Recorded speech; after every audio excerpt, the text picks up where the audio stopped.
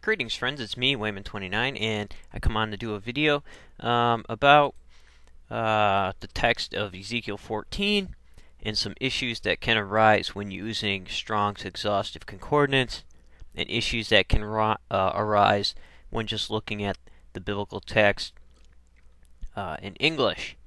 And I'm going to be comparing some Canaanite text to the text of Ezekiel 14, and we'll look at some word usages there, and some issues that can arise with the spelling, and how sometimes Strong's exhaustive concordance can be somewhat inaccurate in some ways.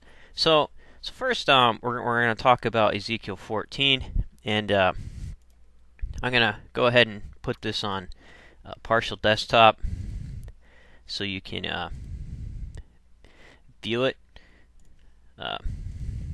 So here we are, Ezekiel 14, and we're going to go down to the place where it's used. Ezekiel 14:14. This is from the new KJV, and starting here it says, even if these three men, Noah, Daniel, and Job, were in it, they would deliver only themselves by their righteousness, says the Lord God.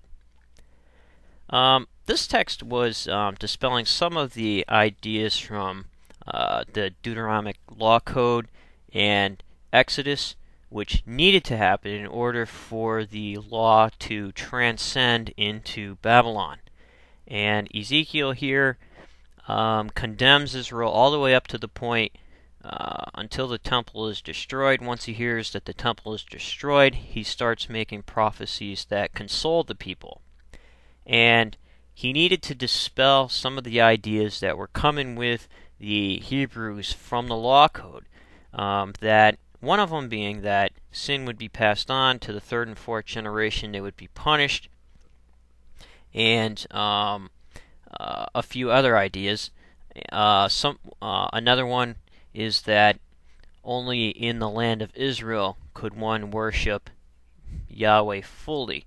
But here Ezekiel is trying to get the point across that because the temple was destroyed, that does not mean Yahweh does not travel with the people.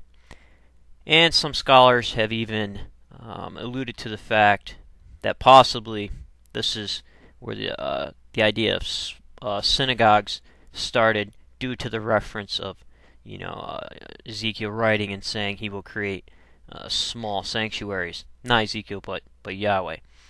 But that's debatable. So here we've seen, even if these three men, Noah, Daniel, and Job, were in it, they would deliver only themselves by the righteousness. He's making a reference to Sodom and sin, that each person is responsible for his own sin. So, looking at the Hebrew Old Testament of that, let's get the correct text here. Try to go slow. We can see some issues that arise with Strong's exhaustive concordance on this matter. Here we'll go to the text of where the word Daniel is used in Ezekiel 14:14, and we see it's Strong's number 1840 in the Hebrew. So we're going to copy this,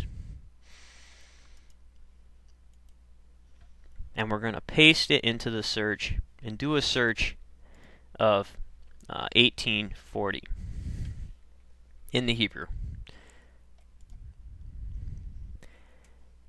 And we see it that 28 verses are found using this Strong's number of Daniel.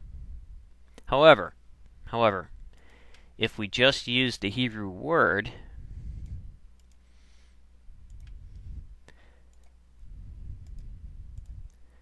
we'll search, 2 verses are found, and only in this chapter out of the whole Bible, which is interesting. Some scholars believe that this Daniel does not refer to the traditional Daniel, it refers to Akkad, a heroic figure named Daniel from Canaanite literature. And here we'll go and we'll read Coogan's translation of that of Akkad. And here it's page 32. Then Daniel, the healer's man, the hero of the man of God of Harmon, made an offering for the gods to eat, and made offering for the holy ones to drink. Then he climbed unto his mat, and lay down unto his mat, where he spent the night. And when day had ended, and on the second, Daniel made an offering to the gods, an offering for the gods to eat, an offering for the holy ones to drink.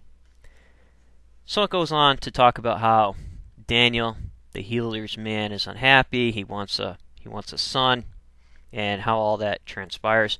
I'll post a link for that, and that way you can be able to see those. But I just wanted to point out that was some issues that can arise.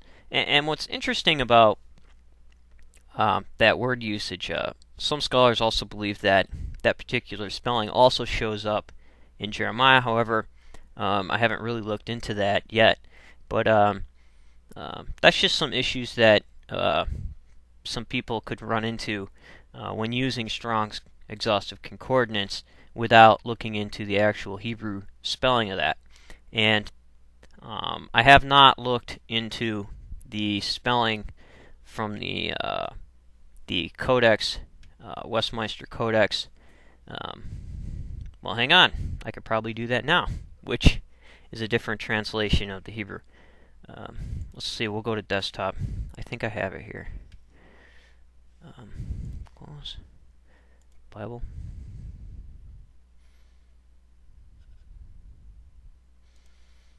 Here it is, the Leningrad Codex.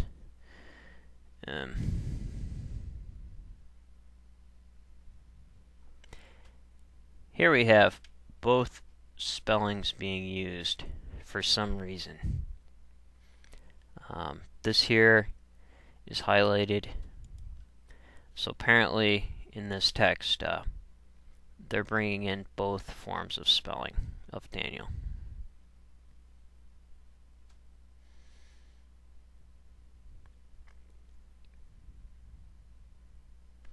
Which is interesting indeed. Let's see if they do it down in verse 20. Yes, right there it is.